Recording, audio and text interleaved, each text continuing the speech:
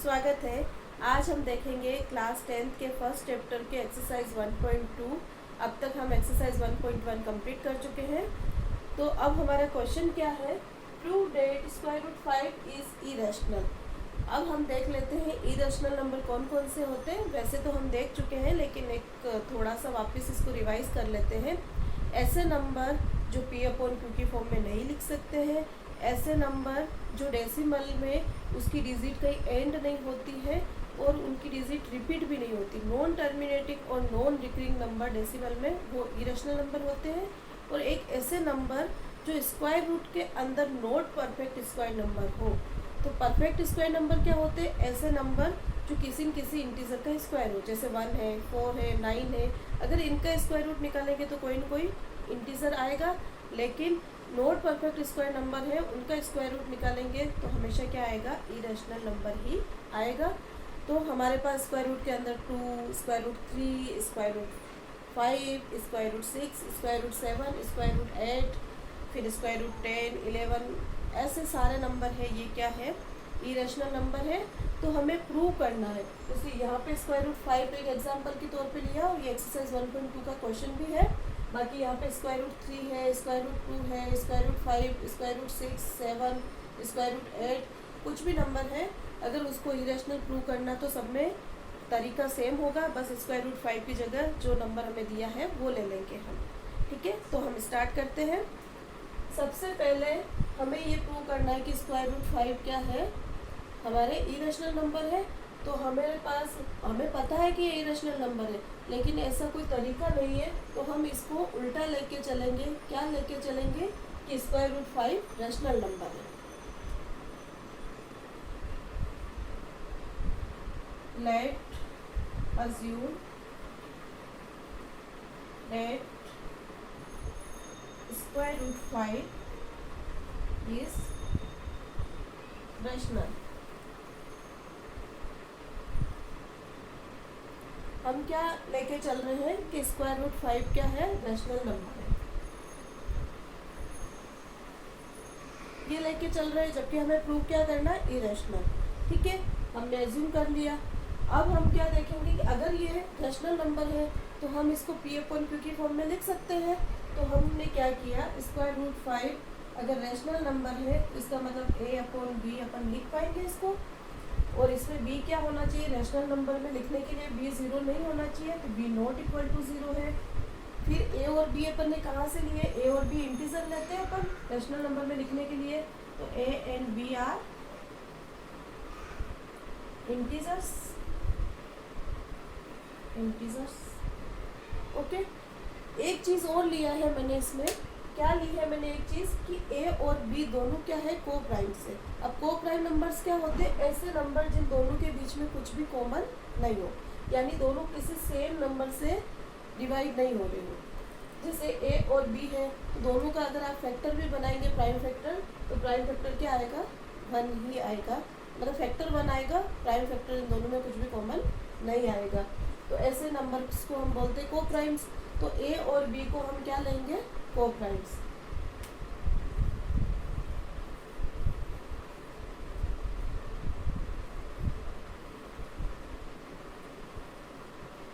a और b को primes इसलिए ले सकते हैं कि इनमें दोनों में कुछ भी कॉमन होगा नंबर। जैसे 2 से दोनों डिवाइड हो रहे हैं तो अपन पहले ही इसको डिवाइड करके रख लेंगे। अगर ये 3 से डिवाइड हो रहे हैं तो पहले ही हम दोनों को 3 से डिवाइड कर लेंगे और इन दोनों को प्राइम बना के ही अपन ले रहे हैं। ओके, ये हो गया कि स्क्वायर रूट 5 है वो हमने रैशनल नंबर माना है। फिर रैशनल नंबर अगर होता है तो हम उसको a और b की फॉर्म में लिख सकते हैं। a और b इंटीजर्स होते हैं और a और b को दोनों को हमने क्या लिया, को प्राइम्स लिया। अब हम क्या करेंगे, इसको सोल्व करेंगे। इसको सोल्व करेंगे तो ये b डिवाइड में है तो इधर किस में आ जाएगा, मल्टीप्लाई में, इक्वल टू a, ये हमने ले लिया। अब हम क्या करेंगे, स्क्वायर रूट के अंदर 5 दिख रहा है, ये थोड़ा अच्छा नहीं लग रहा है, तो हम दोनों तरफ क्या करेंगे, स्क्वायर कर लेंगे।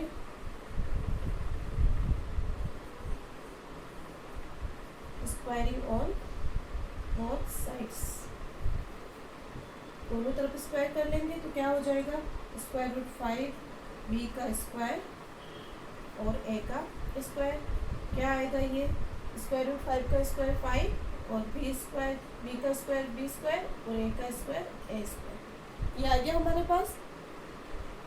इट मीन्स क्या हो रहा है यहाँ पे, बी स्क्वायर, या यूँ कहें कि इसको अगर ए स्क्वायर को इधर ले लेते हैं तो ए स्क्वायर ये 5 डिवाइड में चला जाएगा, इधर मल्टीप्लाई में है तो इक्वल टू बी स्क्वायर। इसका मतलब ये हो रहा है कि 5a स्क्वायर को डिवाइड कर रहा है। तो हमारे पास फंडामेंटल थ्योरम थी, उसमें क्या था कि जो कोई भी नंबर है उसके फैक्टर हमेशा क्या रहते हैं, सेम रहते हैं, वो चेंज नहीं होते हैं बार बार। तो जब हम a के फैक्टर बनाएंगे तो वही फैक्टर क्या होंगे, ए स्क्वायर के बनेंगे, बस ये होगा कि वो मल्टीपल्स में और बढ़ जाएंगे। इट मीन्स जैसे आप 6 का आप फैक्टर बनाओगे तो प्राइम फैक्टर 6 के क्या क्या बनते हैं, 2 और 3, और फैक्टर क्या बनते हैं 1 2 3 और 6। तो फैक्टर हमेशा 1 2 3 6 ही रहेंगे और प्राइम फैक्टर हमेशा क्या रहेंगे, 2 और 3 रहेंगे। तो जब 6 का आप स्क्वायर करोगे तब प्राइम फैक्टर क्या होंगे, 2 का भी स्क्वायर हो जाएगा और 3 का भी स्क्वायर हो जाएगा, लेकिन उसके फैक्टर चेंज नहीं होते हैं। तो हम इधर ये देखते हैं कि ए स्क्वायर अगर 5 से डिवाइड हो रहा है और कोई इंटीजर आ रहा है तो ए भी क्या होगा, 5 से डिवाइड होगा, यानी ए स्क्वायर में 5 मल्टीपल्स टाइम होगा, लेकिन ए में भी 5 होगा। तो क्या होगा, वो ए को भी 5 डिवाइड करेगा। तो हम लिखेंगे बाय फंडामेंटल थ्योरम,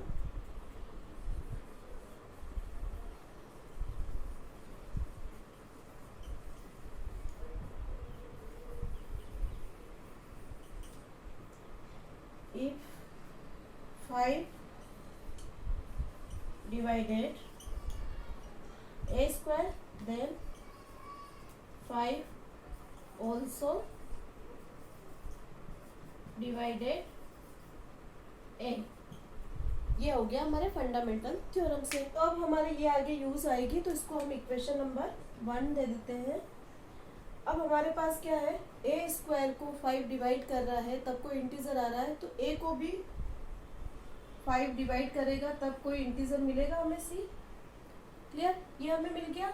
अब हम क्या करेंगे इसमें कि इसमें भी हमारे पास 5 क्या है, यहाँ पे डिवाइड में है, तो हम 5 को क्या करेंगे, उधर ट्रांसफर कर देंगे, a इक्वल टू 5c, और हम क्या करेंगे, दोनों तरफ स्क्वायर कर देंगे, तो स्क्वायरिंग ऑन बोथ साइड्स, दोनों तरफ स्क्वायर कर देंगे। तो क्या आ जाएगा हमारे पास, ए स्क्वायर इक्वल टू 5 का स्क्वायर 25 और सी का स्क्वायर सी स्क्वायर, ये हमारे पास आ गया है। अब हमारे पास यहाँ से ए स्क्वायर की वैल्यू क्या है, 5b, तो हम इसको पुट कर लेते हैं यहाँ पे, ये इक्वेशन 2 को लिख लेते हैं हम इसको। तो value of A square from equation first से हम किसकी वैल्यू ले रहे हैं, ए स्क्वायर की। तो क्या वैल्यू है ए स्क्वायर की हमारे पास, 5b स्क्वायर, तो हमने यहाँ लिख लिया 5b square equal to 25c square, ये आ गया हमारे पास। ठीक है, अब हम क्या करेंगे, दोनों तरफ इधर 5 है इधर 25 है, तो हम क्या करेंगे, इसको कैंसिल कर सकते हैं, या फिर यूँ कहें कि इसकी डिवाइड में जा सकता है, 5 को इधर भेज दो या 5 को इधर, ताकि कैंसिल हो जाए। वैसे भी कैंसिल हो सकते हैं इक्वल के इधर, लेकिन इजी करने के लिए क्या कर लेंगे हम, 5b स्क्वायर अपॉन 25 उधर मल्टीप्लाई में था तो इधर किस में आ गया, डिवाइड में। अब इनको कैंसिल किया तो 5 की टेबल में 5 1 बार, तो b स्क्वायर को 1 से मल्टीप्लाई किया तो b स्क्वायर हो गया, और 25 5 से डिवाइड हुआ तो 5 आ गया इक्वल टू c स्क्वायर। अब यहाँ हम क्या देख रहे हैं, यहाँ हम देख रहे हैं कि b स्क्वायर 5 से डिवाइड हो रहा है।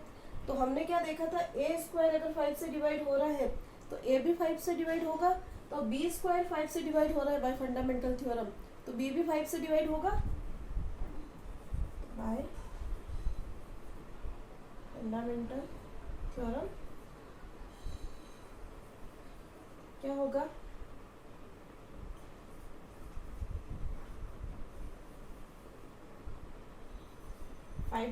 b को भी डिवाइड करेगा। अब b को डिवाइड करेगा, इट मीन्स क्या हो रहा है, 5 a को भी डिवाइड कर रहा है और 5 b को भी डिवाइड कर रहा है। इट मीन्स क्या हो रहा है, हम तो दोनों को को प्राइम लेके चले थे, को प्राइम में कोई भी फैक्टर कॉमन नहीं होना चाहिए, प्राइम फैक्टर भी कॉमन नहीं होना चाहिए, लेकिन इन दोनों में तो क्या कॉमन आ रहा है, 5 कॉमन आ रहा है, यानी दोनों 5 से डिवाइड हो रहे हैं। इट मीन्स क्या हो रहा है, हम जो लेके चले हैं वो अजम्पशन क्या है, रॉन्ग है। So 5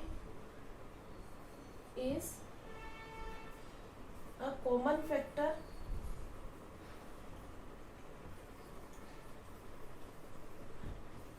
of A and B.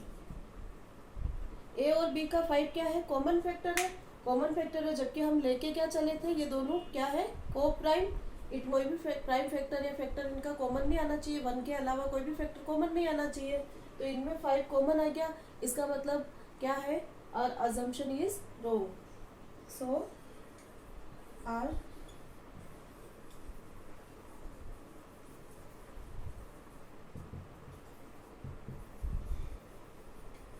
एक तो ए और बी दोनों को प्राइम है, ये अजम्पशन रॉन्ग हो गया। दूसरा हम क्या लेके चले थे, इसका मतलब square root 5 is a rational number, तो वो भी क्या होगा हमारा, रॉन्ग होगा।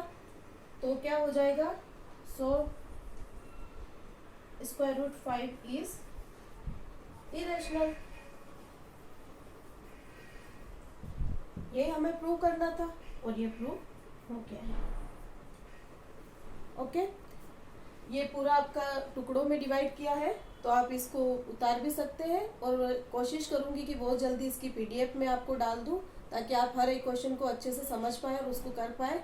और अगर आपको ये वीडियो मेरा यूज़फुल लगा हो तो प्लीज़ लाइक, शेयर और सब्सक्राइब ज़रूर करें। Thank you.